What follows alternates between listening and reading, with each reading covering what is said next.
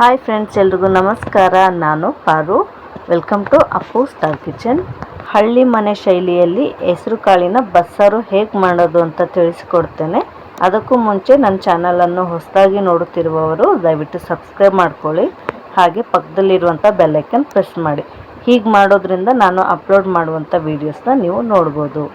ಬೇಕಾಗುವಂಥ ingredients: 1 spoon chilli powder, ಅರ್ಧ spoon ಉಪ್ಪು, 1/4 ಸ್ಪೂನ್ ಅರಿಶಿನ, 1 ಗಡ್ಡೆ ಬೆಳ್ಳುಳ್ಳಿ, 1 ಕಪ್ ತೆಂಗಿನ ತುರಿ, 1 ಕಪ್ ಕೊತ್ತಂಬರಿ ಸೊಪ್ಪು, 1 ಕಡ್ಡಿ ಕರಿಬೇವು, ಅರ್ಧ ಸ್ಪೂನ್ ಸಾಸಿವೆ ಜೀರಿಗೆ, ನಿಂಬೆಹಣ್ಣು ಗಾತ್ರದಷ್ಟು ಹುಣಸೆಹಣ್ಣ ನೆನೆಸಿಟ್ಕೊಂಡಿದ್ದೀನಿ, 3 ಟೇಬಲ್ ಸ್ಪೂನ್ ಆಯಿಲ್, ಹೆಸರು ಕಾಳು ಬೇಯಿಸಿರುವಂಥ ನೀರು.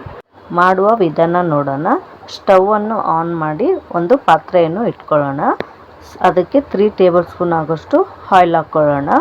ಆಯಿಲ್ ಬಿಸಿಯಾದ ನಂತರ ಸಾಸಿವೆ ಮತ್ತು ಜೀರಿಗೆನ ಹಾಕ್ಕೊಳ್ಬೇಕು. ಅದು ಚೆನ್ನಾಗಿ ಚಟಪಟ ಅನ್ನಬೇಕು. ಆಗ 1 ಕಡ್ಡಿ ಕರಿಬೇವಿನ ಸೊಪ್ಪನ್ನು ಕೂಡ ಹಾಕ್ಕೊಳ್ಳೋಣ. ಅದು ಕೂಡ ಸ್ವಲ್ಪ ಫ್ರೈ ಆದ ನಂತರ 1 ಗಡ್ಡೆ ಬೆಳ್ಳುಳ್ಳಿಯನ್ನು ಜಜ್ಕೊಂಡು ಹಾಕ್ಕೊಳ್ಳಿ. ಬೆಳ್ಳುಳ್ಳಿ ಸ್ವಲ್ಪ ಕಲರ್ ಚೇಂಜ್ ಆಗಬೇಕು, ಅಲ್ಲಿವರೆಗೂ ಚೆನ್ನಾಗಿ ಫ್ರೈ ಮಾಡ್ಕೊಳ್ಳಿ. ಇದು ಬೆಳ್ಳುಳ್ಳಿ ಫ್ರೈ ಆದ ನಂತರ ಹೆಸರು ಕಾಳು ಬೇಯಿಸ್ಕೊಂಡಿರುವಂಥ ನೀರನ್ನು ಹಾಕ್ಕೊಳ್ಳೋಣ. ಜೊತೆಗೆ ನೆನೆಸಿ ಇಟ್ಕೊಂಡಿರುವಂಥ ಹುಣಸೆಹಣ್ಣು ರಸ ಕೂಡ ಚೆನ್ನಾಗಿ ಕಿವುಚಿಬಿಟ್ಟು ಹಾಕ್ಕೊಳ್ಳಿ. ಈಗ ಒಂದ್ಸರಿ ಎಲ್ಲನೂ ಚೆನ್ನಾಗಿ ಮಿಕ್ಸ್ ಮಾಡ್ಕೊಳ್ಳಿ. ಎಲ್ಲ ಮಿಕ್ಸ್ ಮಾಡ್ಕೊಂಡ ನಂತರ ಇದಕ್ಕೆ ಆವಾಗಲೇ ತೆಗೆದಿಟ್ಕೊಂಡಿರುವಂಥ ಅಚ್ಕಾರದ ಪುಡಿ, ಉಪ್ಪು, ಅರಿಶಿಣ, ಕೊತ್ತಂಬರಿ ಸೊಪ್ಪನ್ನು ಹಾಕ್ಬಿಟ್ಟು ಚೆನ್ನಾಗಿ ಇದನ್ನು ಕಲಿಸ್ಕೊಂಬಿಡಿ.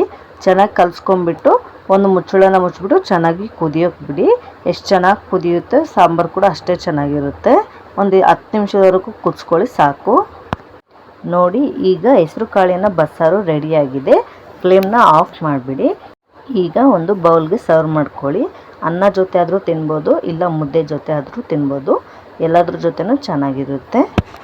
ಹೆಸರು ಕಾಳಿನ ಬಸ್ಸಾರು ಆರೋಗ್ಯಕರವಾದ ಆಹಾರವಾಗಿದೆ. ಇದರಲ್ಲಿ ಪ್ರೋಟೀನ್, ಫೈಬರ್, ಕಬ್ಬಿಣಾಂಶ ಜಾಸ್ತಿ ಇರೋದ್ರಿಂದ ದೇಹದ ಶಕ್ತಿಯನ್ನು ಹೆಚ್ಚಿಸುತ್ತದೆ.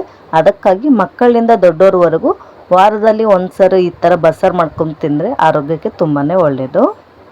ಇವತ್ತಿನ ರೆಸಿಪಿ ಇದಾಗಿದೆ ಫ್ರೆಂಡ್ಸ್. ಈ ರೆಸಿಪಿ ನಿಮಗೆ ಇಷ್ಟ ಆಗಿದ್ದರೆ ಪ್ಲೀಸ್ ಲೈಕ್ ಮಾಡಿ, ಹಾಗೆ ಫ್ಯಾಮಿಲಿ ಫ್ರೆಂಡ್ಸ್ ಜೊತೆ ಶೇರ್ ಮಾಡಿ. ಹಾಗೆ ಈ ರೆಸಿಪಿನ ನೀವು ಕೂಡ ನಮ್ಮ ಮನೇಲಿ ಟ್ರೈ ಮಾಡಿ ಹೇಗೆ ಬಂತು ಅಂತ ಕಮೆಂಟಲ್ಲಿ ತಿಳಿಸಿ. ಜೊತೆಗೆ ನನ್ನ ಚಾನಲನ್ನು ಸಬ್ಸ್ಕ್ರೈಬ್ ಮಾಡ್ಕೊಳ್ಳೋದನ್ನು ಮರಿಬೇಡಿ. Thank you for watching.